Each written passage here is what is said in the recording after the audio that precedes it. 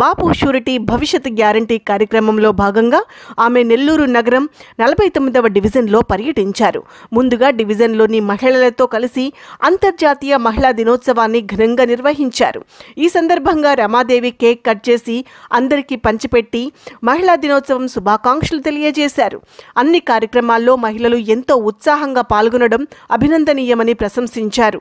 అనంతరం పొంగూరు రమాదేవి మీడియాతో మాట్లాడారు. కుటుంబం బాగుండాలన్నా, వ్యక్తి అభివృద్ధి చెందాలన్నా, సమాజం అభివృద్ధి చెందాలన్నా దాని వెనుక ఖచ్చితంగా మహిళ ఉంటేనే సాధ్యమవుతుందని తెలిపారు. అదేవిధంగా ప్రతి విజయం వెనుక తల్లి, భార్య, చెల్లి, కూతురుగా ఒక మహిళే ఉంటుందని, ఆ విషయాన్ని తను బలంగా నమ్ముతానని చెప్పారు. నగర వాస్తవ్యులు అందరికీ, ప్రత్యేకించి మహిళలకి ఈరోజు మహిళా దినోత్సవ సందర్భంగా మహిళలందరికీ నా శుభాకాంక్షలు.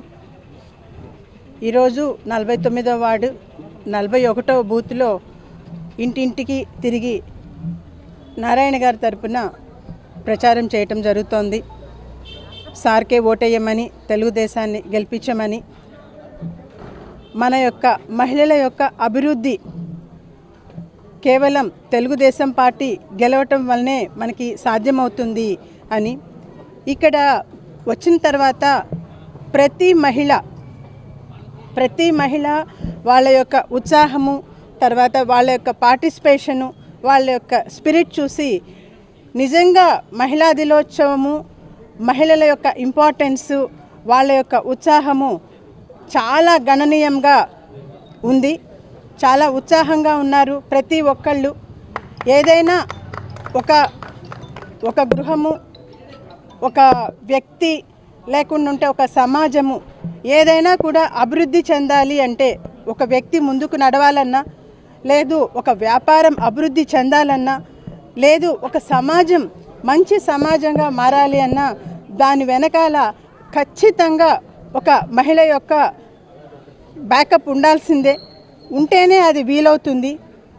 అది ఏ రూపంలో అయినా ఉండొచ్చు. స్త్రీ ఏ రూపంలో అయినా ఒక వ్యక్తికి తల్లి రూపంలో అయ్యుండి చిన్నప్పుడు విద్యాబుద్ధులు చదివించి మంచి నడవడిక, మంచి ఆలోచనలు నేర్పించి వాళ్ళని పెద్దవాళ్ళ చేయటంలో ఉండొచ్చు. లేకపోతే ఒక భార్యగా వాళ్ళ వెనకాల ఉండి వాళ్ళ యొక్క శక్తి సామర్థ్యాలు వృద్ధి చెందేలాగా వాళ్ళకి కంప్లీట్ సపోర్టివ్గా మనోధైర్యాన్ని ఇచ్చే వ్యక్తిగా ఉండొచ్చు. ఒక అక్కగా, ఒక చెల్లిగా, ఒక కూతురిగా ప్రతి ఒక్కరికి ఆ సపోర్ట్ సిస్టమ్ ఉండటం వల్లనే వారు ముందుకి సాగగలుగుతారు ఖచ్చితంగా అనేది నా ఖచ్చితమైన అభిప్రాయము. ఇది చాలా నిజం కూడాను.